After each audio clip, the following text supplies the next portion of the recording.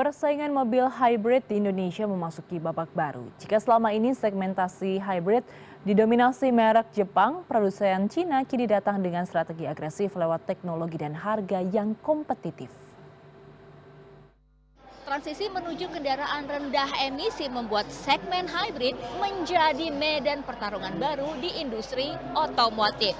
Ini bisa terlihat dari dua brand mobil besar asal Jepang dan juga Tiongkok, yaitu Toyota dan juga Chery, yang sama-sama meluncurkan jenis mobil hybrid baru di IMS tahun 2026 ini.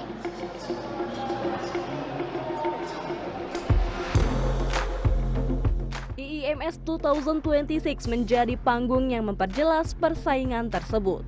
Toyota sebagai pemain dominan di segmen hybrid Indonesia memperkenalkan dan memperkuat lini elektrifikasi mereka dengan meluncurkan Toyota Avanza Veloz Hybrid yang menyasar pasar MPV massal, Vios Hybrid untuk segmen sedan perkotaan, hingga Alphard Hybrid yang mempertegas posisi premium electrified MPV. Sebelumnya Toyota mengungguli pasar mobil hybrid dengan Yaris Cross sebagai SUV kompak. Pendekatan Toyota berfokus pada transisi bertahap menuju elektrifikasi penuh dengan menjaga efisiensi tanpa mengubah kebiasaan berkendara konsumen. Data Gaikindo menunjukkan dominasi Toyota di segmen hybrid masih kuat dengan total penjualan hybrid mencapai lebih dari 27.000 unit sepanjang 2025. Namun dominasi merek Jepang tidak lagi berjalan tanpa tantangan. Produsen Tiongkok mulai masuk agresif ke segmen hybrid dengan strategi baru. Chery misalnya memperkenalkan teknologi CSH atau Chery Super Hybrid lewat model Tigo Cross CSH, C5 CSH, Tigo X CSH, dan Tigo CSH. Strategi mereka berbeda, yaitu menekankan performa, fitur teknologi digital, dan positioning harga yang lebih agresif. Pertarungan ini tidak sekedar soal model mobil, ini adalah pertarungan filosofi industri.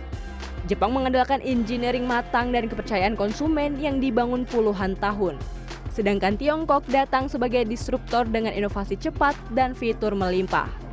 Kita melihat pertumbuhan mobil hybrid di Indonesia itu bergaya sangat pesat. Contohnya saja misalnya Innova Genix itu sekarang 80% pemesannya sudah membeli mobil hybrid. Yaris Cross malah lebih banyak lagi, hampir 92% itu pembeliannya adalah mobil hybrid. Jadi mobil hybrid itu makin banyak diterima di masyarakat karena mobil hybrid itu menurut saya tidak perlu membutuhkan adjustable untuk lifestyle ya. Jadi dengan mobil yang bisa nge-charge sendiri dan tenaganya bisa dari bensin dan dari listrik, ini lebih cocok untuk masyarakat Indonesia. Nah, terlebih sebenarnya untuk menjangkau semua masyarakat Indonesia, makanya kita tema IMS kali ini adalah hybrid EV untuk semua. Semua customer mau ke green technology, mau low carbon emission, tapi masih laku ada belum siap untuk mobil listrik bisa pakai hybrid. Itu juga pakai yang Chery Super Hybrid platform kita punya bisa menikmati driving experience sama seperti mobil listrik, juga enggak terlalu khawatir untuk battery anxious atau charging anxious. Secara angka, pasar hybrid Indonesia memang sedang tumbuh cepat.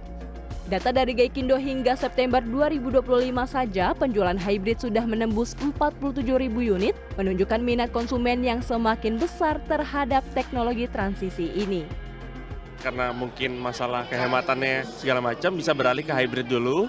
Setelah dari hybrid baru cobain ke EV-nya gitu. Jadi ada step-stepnya dari bensin, hybrid ke EV gitu.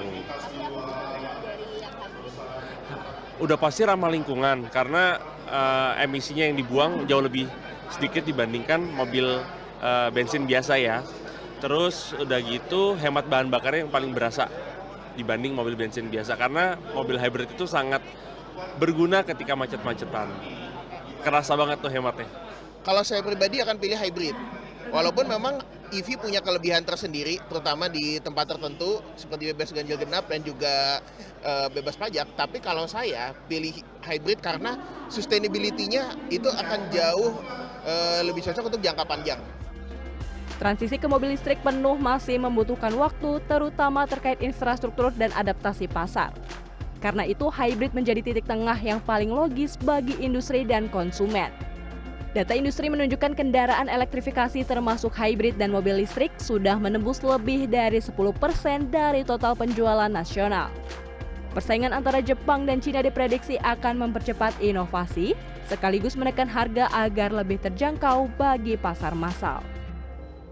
Bagi konsumen, pertarungan ini tentunya menjadi keuntungan besar karena bukan hanya untuk mempermudah konsumen beralih ke kendaraan rendah emisi, tetapi juga memberikan beragam pilihan kepada konsumen yang sesuai dengan karakter konsumen masing-masing. Gita Meningrum, Nabil Haris, Jakarta.